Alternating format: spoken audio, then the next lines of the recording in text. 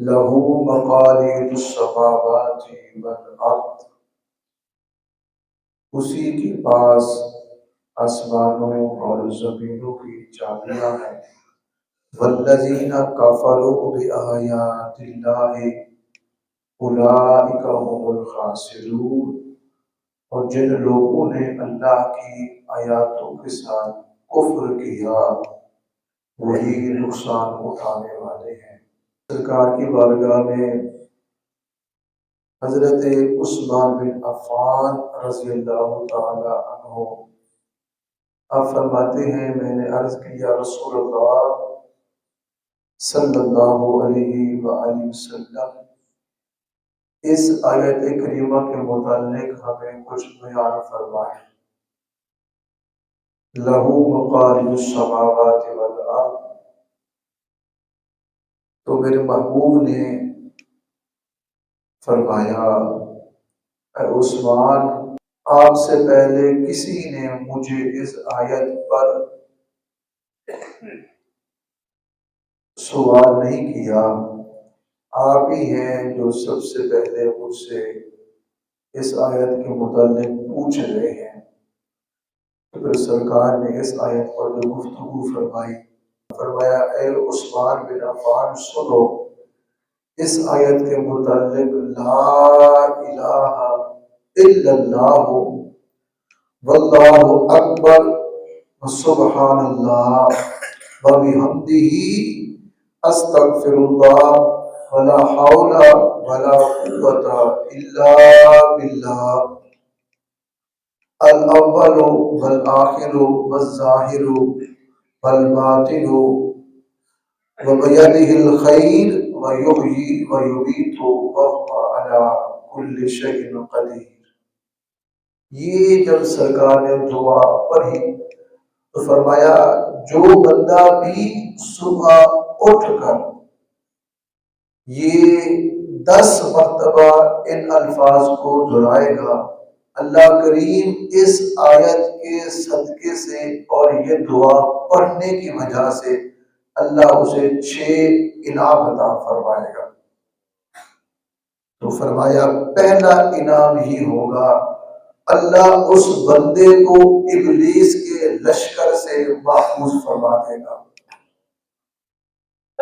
شیطان کے لشکر سے وہ بچ کر رہے گا۔ دوسرا فرمایا اس کے لیے یہ ہوگا کہ اللہ کریم اس کو بے شمار اجر و ثواب عطا فرمائے گا۔ تیسرا یہ کہ اس کو جنت میں درجہ عطا کر دیا جائے گا۔ چوتھا یہ اللہ کریم بڑی آنکھوں والی حوروں سے اس کا عقد فرمائے گا۔ پانچواں یہ فرمایا 12,000 فرشتے آئیں گے اور اس کے لیے دعا فرمائیں گے۔ فرمایا چھٹا انعام یہ ہے اس کے لیے کہ اللہ کریم اس کو قرآن مجید کی پوری تلاوت کرنے کا، تورات زبور انجیل مکمل جو بندہ تلاوت کرے ان کتابوں کو پڑھنے کا اللہ اجر و ثواب عطا فرما دے گا۔ پھر فرمایا جو اس طرح 10 بار ان کلمات کو دہرائے گا، اے عثمان بن عفان، اللہ مقبول حج اور عمرے کا ثواب عطا فرما دے گا۔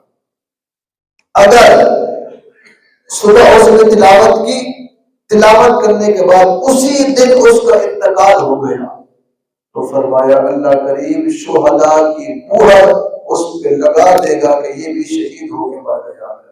حضرت عقبہ بن عامر فرماتے ہیں رضی اللہ تعالیٰ عنہ، ایک دن نبی کریم صلی اللہ علیہ وسلم باہر نکلے، تشریف لے آئے، آپ نے شہداء احد پر آپ نے نماز پڑھی جو نماز میت پر پڑھی جاتی ہے۔ پھر فرمایا آپ منبر پر تشریف لے آئے تو آپ نے فرمایا میں تمہارا امام ہوں، میرے سرکار نے فرمایا تمہارا امام ہوں، میں تمہارا گواہ ہوں، بے شک میں اللہ کی قسم اٹھا کے فرماتا ہوں ضرور میں اپنے حوض کی طرف دیکھ رہا ہوں، بیٹھے کہاں ہیں؟ منبر پر بیٹھے ہیں سرکار۔ فرمایا بے شک مجھے میرے رب کی قسم ہے میں حوض کو تک رہا ہوں۔ یہ نگاہ مصطفیٰ کا اپنے حوض کی طرف اب دیکھ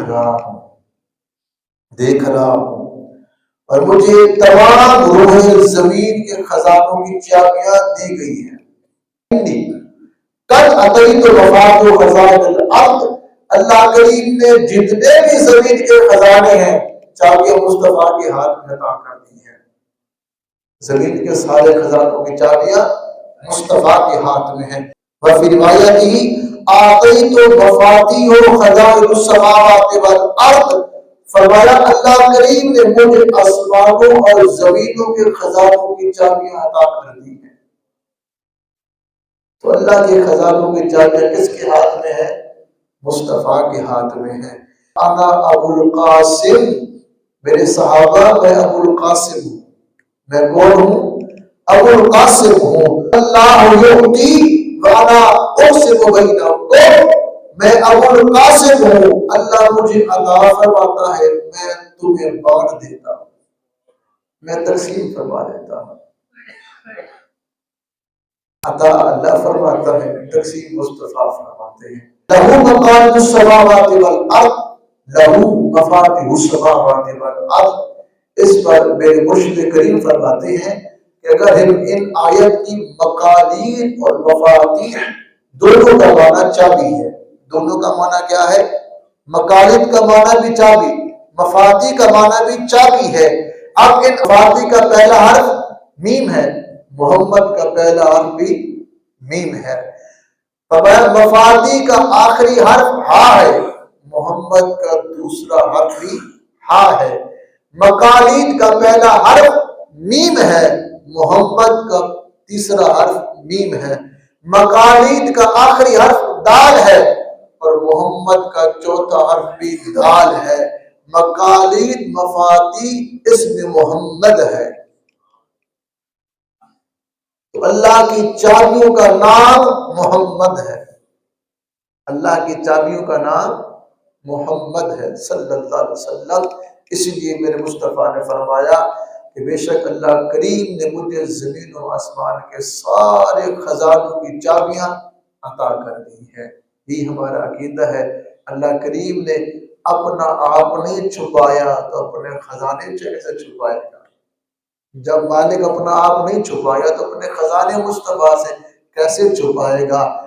اللہ کریم نے ہر چیز عطا فرما دی۔ انا اعطیناک الکوثر، اعلان فرما دیا محبوب ہم نے کچھ نہیں چھپایا اور کچھ رکھا بھی نہیں ہے، سب کچھ آپ کو عطا کر دیا ہے، سب کچھ آپ کے ہاتھ میں ہے۔